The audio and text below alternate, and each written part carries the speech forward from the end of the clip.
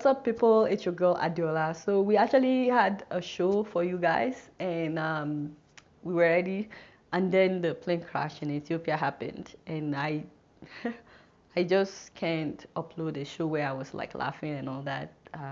For now, it would be uploaded later in the week, and I'm sorry because I know the stories will be old by then, but I just thought I would take a minute, to express my deepest condolences to the people of Kenya, the people of Ethiopia, the people of Canada, every country represented in that crash. It came directly from the sky downwards, says this witness. We heard a huge explosion. There was no fire before it crashed, but once it crashed, we saw a huge cloud of smoke. Family members rushed to airports in both Ethiopia and Kenya, desperate to find out what had happened. 157 people, passengers and crew members, not one of them survived, and it's just heartbreaking.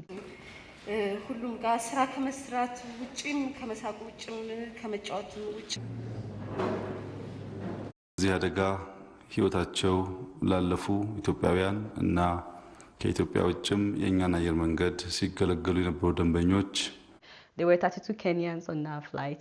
They all died. There were 18 Canadians, 9 Ethiopians, 1 person with a Nigerian passport, former Nigerian ambassador Abiodun Basho from Ibadan. My sincere condolences to his family. May his soul rest in peace.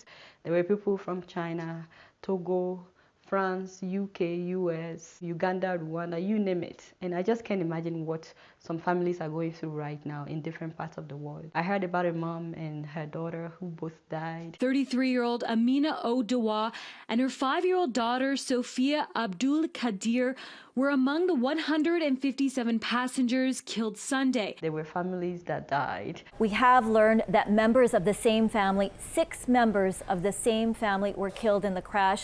Parents, grandparents, and 2 girls. Kenya released the names of the 32 victims from their country. Kenyans, mothers, fathers, sons and daughters that lost their lives on Ethiopian Airlines ET302.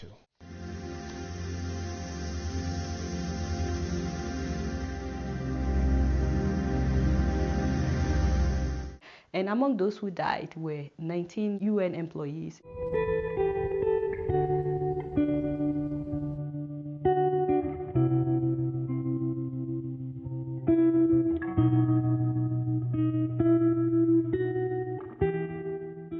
And of course, one of the Canadians on board was actually Professor Pius Adesanmi, a Nigerian-born professor of English and the director of the Institute of African Studies at Carleton University in Canada. He also had an annual training for PhD students at the Pan-African Doctoral School at the University of Ghana. He was definitely a force to reckon with. He spoke the truth and he lived his truth.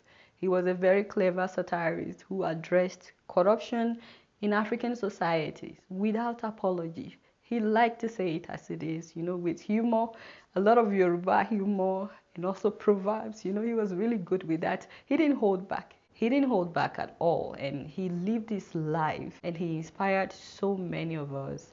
I'm sure that we can say the same thing about other victims on the flight, and I just want to pay tribute to him because I happen to know him personally. He was full of life, and he was tall and huge, extremely brilliant. His Facebook write-ups alone would challenge your mentality. He was a great writer, a columnist for so many newspapers. You've probably read something that he wrote at some point.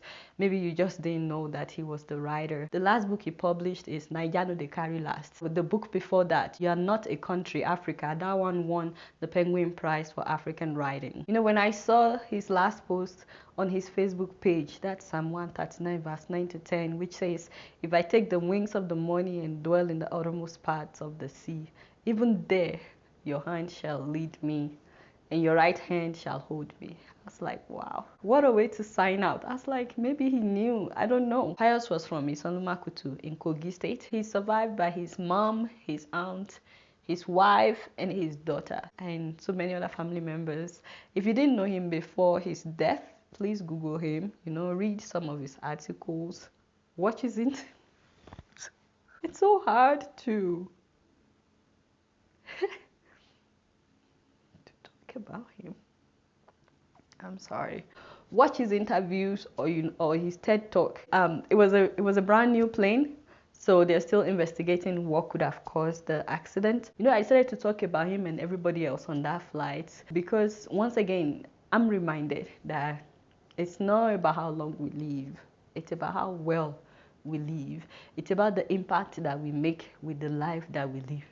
The reason that I'm sad that Prof is gone is because he actually lived a really good life. He impacted so many people. He shared his talent. So it's an understatement that he will be missed. There are so many people that will die and people won't even feel it. They won't feel the void. Don't let that be you. You know, don't wait to live your life. Don't wait to do what you know that you're meant to do with your life. Some of you have ideas that you've been pushing aside. Maybe you're supposed to write a book. Maybe you're supposed to share your story with others to inspire them. Maybe you've been through so much and you came out on the other side and you're supposed to share your story. Maybe you're supposed to speak up against something that you know is wrong. Or maybe you have a business idea that you're yet to pursue because you're thinking that you may fail. But what if you don't fail? Or maybe deep down you know that you're supposed to pursue a career in acting, in singing or whatever. Or maybe you are supposed to start your own YouTube show. I don't know what it is that deep down you know you're supposed to do, but you know whatever it is, today is the day to start. Stop putting it off. If you die today, what would we say about you? It's so unfortunate. No one saw this coming. May your soul continue to rest in peace, and may the souls of all the crash victims continue to rest in peace. You guys don't know much. Guess what? I'm just keeping it real. The parable of the shower head. So I checked in, only about half of the shower holes were actually working, but it was really gushing, the half that was working. And I just ran without thinking. I just ran to the phone and I phoned them downstairs. Oh, the shower is not working. He turned on the shower and water gushed out. Then he looked at me. I said, Oga, you said this thing is working now. What didn't do?